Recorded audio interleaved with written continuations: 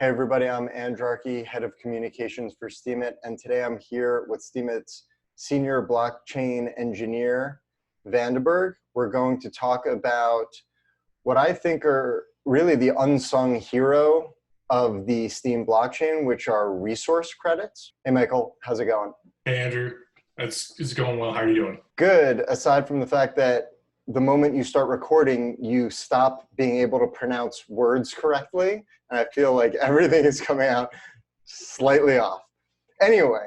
It's going to last for a few minutes, and then we'll get into the swing of things. It'll be good. So resource credits, What are they? How do you think about them? Why are they important?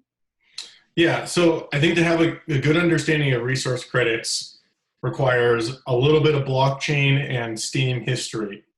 So most blockchains out there rely on transaction fees in order to transact on the blockchain.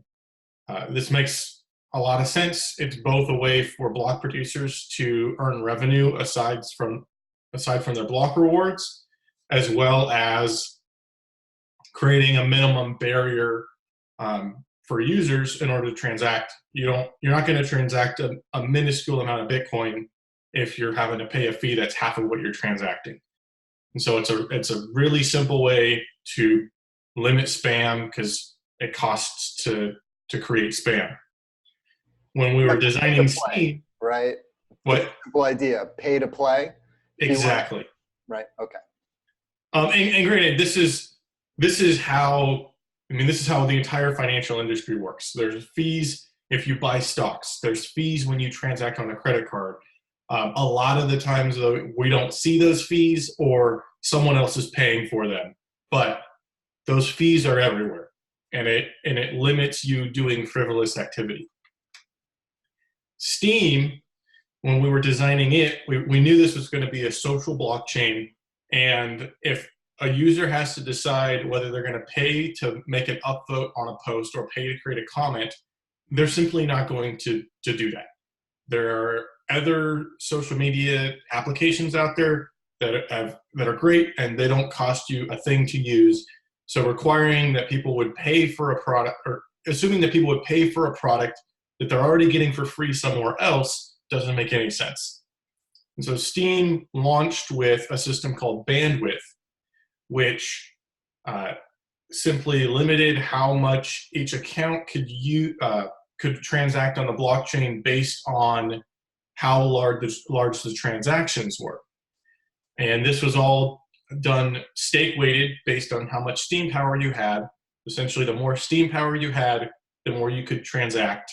We ran into problems when transaction size is not the only resource that matters on the blockchain.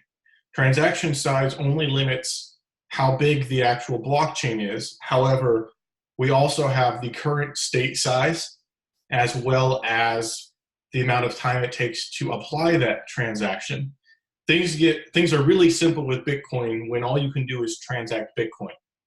But an application like Steem has dozens of operations that each impact the state in a different way and take different amounts of time to apply themselves. And so using one metric of how big the transaction is doesn't account for the entire cost of that transaction. For example, a vote operation is relatively small on the blockchain, but has a lot of computation behind it, both to compute how much it's going to impact the comment, as well as later when that comment is paid out. And so we wanted to design a system that more accurately accounted for these costs, and that's what resource credits are. So similar to bandwidth, resource credits are stake weighted. The more Steem power you have, the more resource credits you have. Those are at a 1-to-1 ratio. So double the amount of Steem power you have, you'll now have twice the resource credits to transact with. Where resource credits and bandwidth diverge is the resource credit system has an internal market that we've estimated how much resources we have available. I measured in blockchain growth per time state growth per time or replay time. And based on all the other transactions that are occurring, those resources are all consumed at different rates. And based on how much of the supply they have, that determines a price in resource credits.